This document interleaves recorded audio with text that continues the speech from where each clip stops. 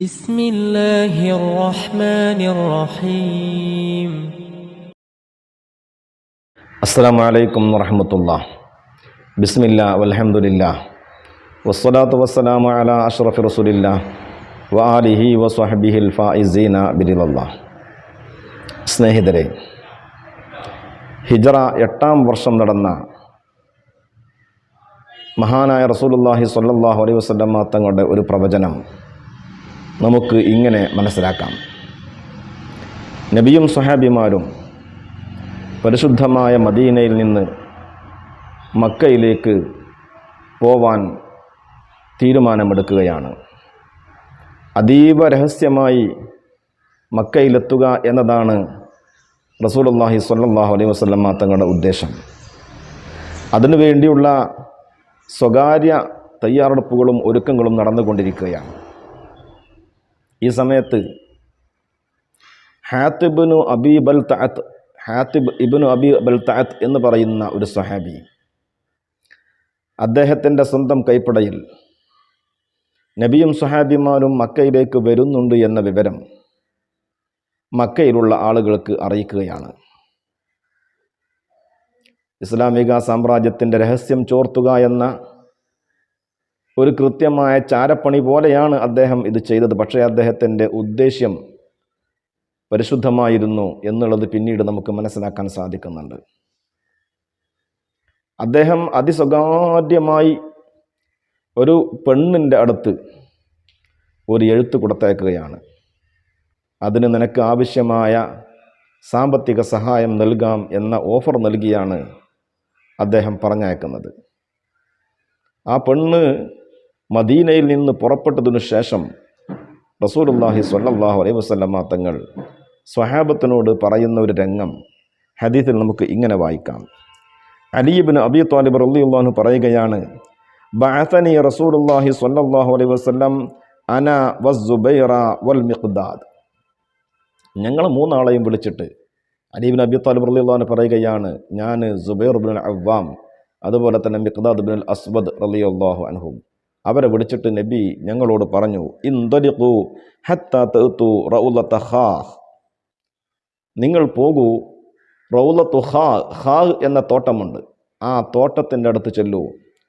ഫഇന്ന ബിഹാ ലഈനതൻ മഅഹാ കിതാബുൻ ഫഖുദൂഹു മിൻഹ.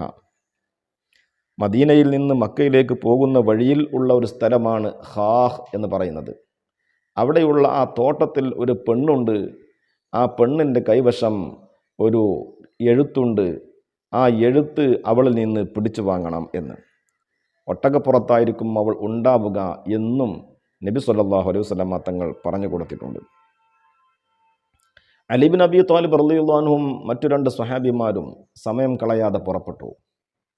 മഹാനായ റസൂലുള്ളാഹി സ്വല്ലല്ലാഹു അലൈഹി വസല്ലം തങ്ങൾ പറഞ്ഞ സ്ഥലത്ത് അവർ എത്തിച്ചേർന്നു.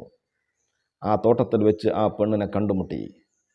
അവളോട് അലി ഇബ്നു അബി ത്വാലിബ് റളിയല്ലാഹു അൻഹു പറഞ്ഞു, അഖ്രിജുൽ കിതാബ്, നിന്റെ കൈവശമുള്ള എഴുത്തും കൊടുത്തരൂ. അവൾ പറഞ്ഞു, മാ മഇ കിതാബുൻ, എൻ്റെ കൈവശം കിതാബൊന്നുമില്ല, എഴുത്തൊന്നുമില്ല, രേഖകളൊന്നും ഇല്ല. അലി ഇബ്നു അബി ത്വാലിബ് റളിയല്ലാഹു അൻഹു ആ സമയത്ത് പറയുന്നുണ്ട്, അല്ലാഹുവിൻ്റെ റസൂൽ സ്വല്ലല്ലാഹു അലൈഹി വസല്ലം തങ്ങൾ കളവ് പറയുകയില്ല, ഞങ്ങളും കളവ് പറയൂല. അതുകൊണ്ട് നിന്റെ കൈവശമായി എഴുത്തുണ്ട് എന്ന കാര്യം ഉറപ്പ്, അത് തന്നേ മതിയാകൂ. ലതുഖ്രിജന്നിൽ കിതാബ ഔ ലനുൽഖിയന്ന സിയാബ്, നീ ആ എഴുത്ത് തന്നേ മതിയാകൂ, അല്ലെങ്കിൽ ഞങ്ങൾ നിന്നെ പരിശോധിക്കും, നിന്റെ വസ്ത്രം പരിശോധിക്കും എന്ന്. ഒരു നിലക്കും രക്ഷപ്പെടാൻ കഴിയുകയില്ല എന്ന് തോന്നിയപ്പോൾ അവൾ പറഞ്ഞു, നിങ്ങളൊക്കെ തിരിഞ്ഞു നിൽക്കൂ. അവർ തിരിഞ്ഞു നിന്നു. അവൾ അവളുടെ മുടിക്കെട്ടിൻ്റെ ഉള്ളിൽ നിന്ന് ആ എഴുത്ത് എടുത്തിട്ട് മഹാനായ അലി ഇബ്നു അബി ത്വാലിബ് റളിയല്ലാഹു അൻഹുവിൻ്റെയും സ്വഹാബിമാരുടെയും കൈവശം കൊടുത്തു.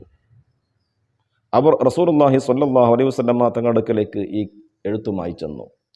അവൾ കൊടുത്ത എഴുത്തുമായിട്ട്. ഈ എഴുത്ത് എഴുതിയിരിക്കുന്നത് ഹാത്തിബ് ഇബ്നു അബി ബൽതഅത്ത് എന്ന് പറയുന്ന സ്വഹാബിയാണ്. റസൂലുള്ളാഹി സ്വല്ലല്ലാഹു അലൈഹി വസല്ലം തങ്ങൾ അദ്ദേഹത്തെ വിളിച്ചു. എന്നിട്ട് ചോദിച്ചു, യാ ഹാത്തിബ് മാ ഹമലക അലാ ഹാദാ, എന്തേ ഇങ്ങനെ ചെയ്യാൻ കാരണം? ഇത് ഇസ്ലാമിക സാമ്രാജ്യത്തിൽ നടക്കുന്ന ഒരു സ്വകാര്യം, ഒരു രഹസ്യം. ഇസ്ലാമിൻ്റെ ഒരു രഹസ്യം ചോർത്തുകയാണല്ലോ, ഈ പണി എന്തിനാണ് ചെയ്തത് എന്ന്. അദ്ദേഹം വളരെ സങ്കടത്തോടെ പറഞ്ഞു, യാ റസൂലല്ലാ അമാ വല്ലാഹി ഇന്നി ലമുഅ്മിനുൻ ബില്ലാഹി വബി റസൂലി. പ്രവാചകരെ, ഞാൻ അള്ളാഹുവിനെയും അള്ളാഹുവിൻ്റെ പ്രവാചകനെയും അങ്ങേയറ്റം വിശ്വസിക്കുന്ന ആളാണ്. മാ ഗയ്യർതു വലാ ബദ്ദൽതു, ഞാൻ ദീന് മാറിയിട്ടൊന്നുമില്ല. വലാകിന്നനി കുന്തു ഇംറഅൻ ലൈസ ലീ ഫിൽ ഖൗമി മിൻ അസ്ലിൻ വലാ അശീറ. പ്രവാചകരെ, എനിക്ക് ഇവിടെ ആളും അർത്ഥവും കുടുംബവും ഒന്നുമില്ല. വകാന ലീ ബൈന അദ്ഹുരിഹിം വലദുൻ വഅഹ്ലുൻ ഫസാനഅതുഹും അലൈഹി. എൻ്റെ കുടുംബങ്ങളും എൻ്റെ ആശ്രിതരും എല്ലാം ഉള്ളത് മക്കയിലാണ്. അപ്പോൾ അവരെല്ലാവരും ആക്രമിക്കപ്പെടുകയും കൊല്ലപ്പെടുകയും ചെയ്യുമോ എന്ന് ഞാൻ ഭയപ്പെടുന്നു. അവരോട് ഒന്ന് സൂക്ഷിച്ചു നിൽക്കാൻ പറയുക മാത്രമാണ് ഞാൻ ചെയ്തിട്ടുള്ളത്. ഇസ്ലാമിക സാമ്രാജ്യത്തിൻ്റെ രഹസ്യം ചോർത്തുക എന്നതല്ല ഞാൻ ചെയ്തത് എന്ന്. മഹാനായ ഉമർ ഇബ്നു ഖത്താബ് റളിയല്ലാഹു അൻഹുവിന് രക്തം തിളക്കാൻ തുടങ്ങി. അദ്ദേഹം പറഞ്ഞു, യാ റസൂലല്ലാഹ് ദഅനി ഫലി അദ്രിബ ഉനഖക ഫഇന്ന റജുല ഖദ് നാഫഖ്.